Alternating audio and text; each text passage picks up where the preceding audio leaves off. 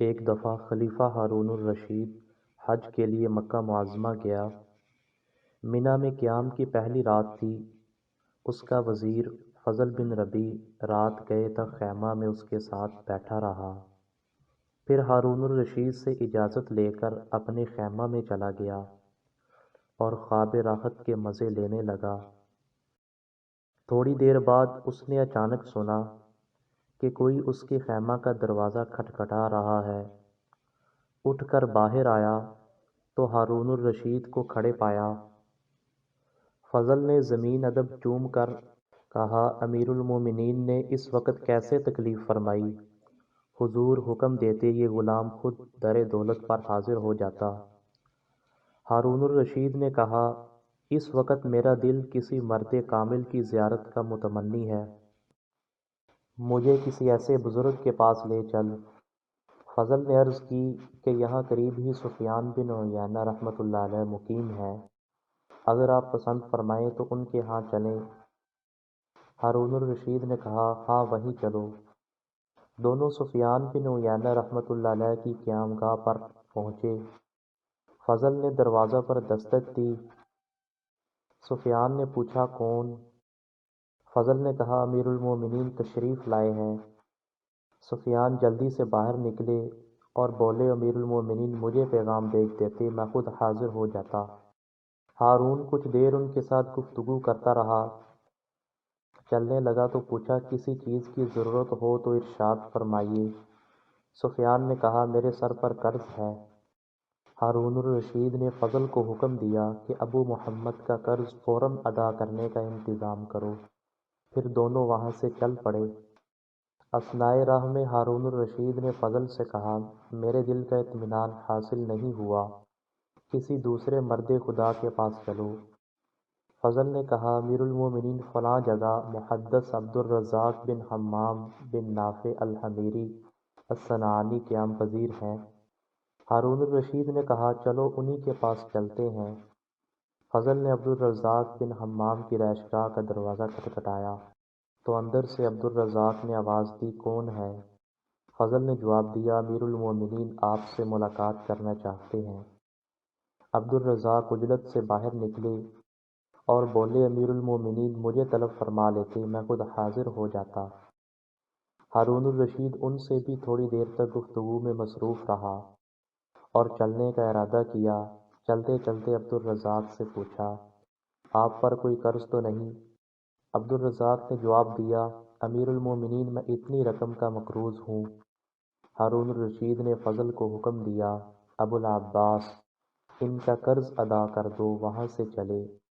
تو ہارون الرشید نے فضل سے کہا، اے ابو العباس، یہاں بھی میرے دل کی مراد پوری نہیں ہوئی، چلو کسی اور کے پاس چلیں۔ فضل نے عرض کی، امیر المومنین اس طرف فضیل بن عیاض رحمۃ اللہ علیہ مقیم ہے۔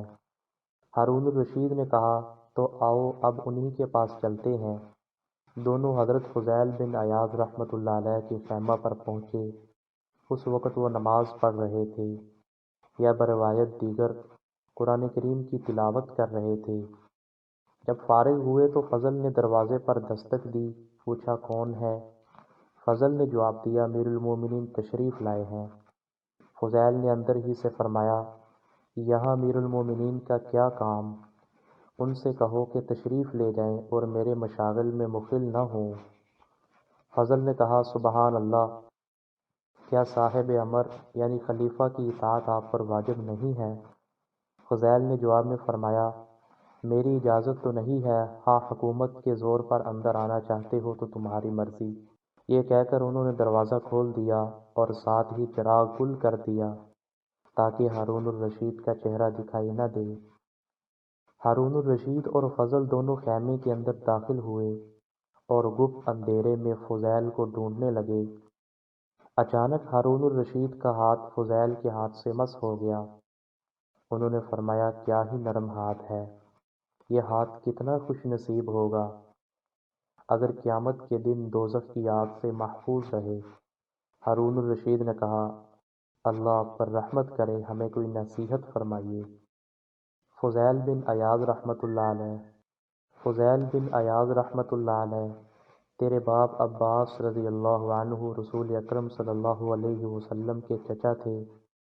انہوں نے ایک دفعہ حضور صلی اللہ علیہ وسلم سے درخواست کی کہ یا رسول اللہ، مجھے کسی علاقہ کی حکومت عطا فرمائیے۔ حضور نے کہا، اے عباس، میں نے تمہیں تمہارے نفس پر امیر بنایا، ایسا نفس جو اطاعت حق میں مشغول رہے، اس حکومت سے بہتر ہے جس کی ذمہ داریوں کا کوئی شمار نہیں۔ حکومت قیامت کے دن شرمندگی کا باعث ہوگی۔ ہارون الرشید، کچھ اور ارشاد فرمائیے۔ فضیل بن عیاض، امیر المومنین عمر بن عبدالعزیز رحمۃ اللہ علیہ جب مسند خلافت پر بیٹھے تو انہوں نے رجاء بن حیاء، سالم بن عبداللہ اور محمد بن کعب القرظی کو بلا بھیجا اور ان سے کہا کہ میں آزمائش میں ڈال دیا گیا ہوں، مجھے کوئی مشورہ دو۔ اے ہارون الرشید، ذرا اپنے گریبان میں منہ ڈال کر دیکھو۔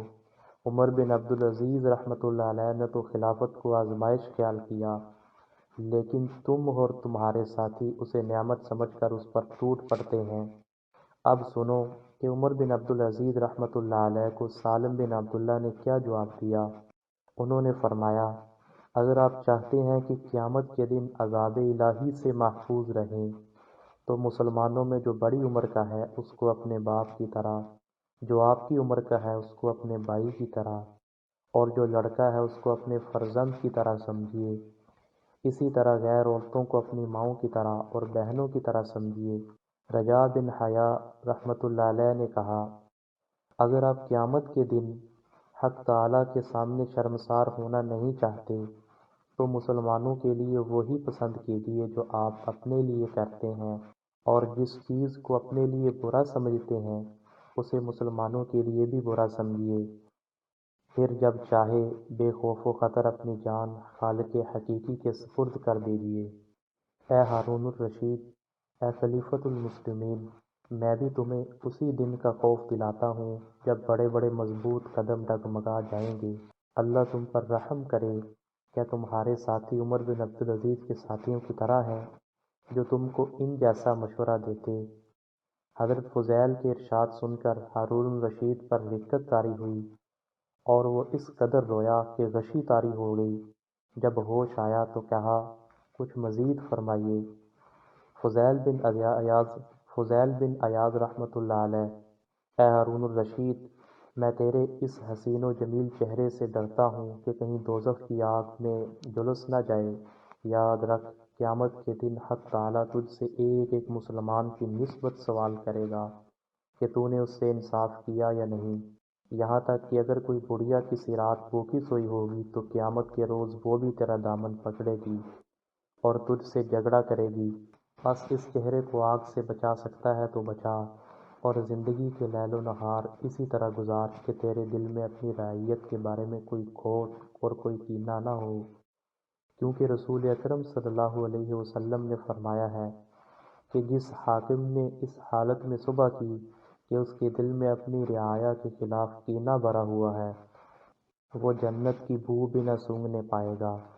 ہارون الرشید یہ سن کر زار زار رونے لگا، یہاں تک کہ اسے اپنی سدھ بدھ نہ رہی۔ فضل بن ربیع نے حضرت عیاض رحمۃ اللہ علیہ سے کہا، امیر المومنین سے کچھ نرمی برتیے، آپ نے تو انہیں مار ہی ڈالا ہے۔ عیاض رحمۃ اللہ علیہ نے فرمایا، اے ربیع کے بیٹے، ہارون الرشید کو تم اور تمہارے ساتھیوں نے ہلاک کیا ہے، میں نے انہیں ہلاک نہیں کیا۔ ہارون الرشید کو ہوش آیا تو اس نے حضرت فضیل سے پوچھا، آپ پر کوئی قرض ہے؟ فرمایا، خدا کا قرض ہے جس کا وہ مجھ سے محاسبہ کرے گا، پس ہلاکت ہے میرے لیے جب مجھ سے باز پرس ہوگی اور میری کوئی دلیل کام نہ آئے گی۔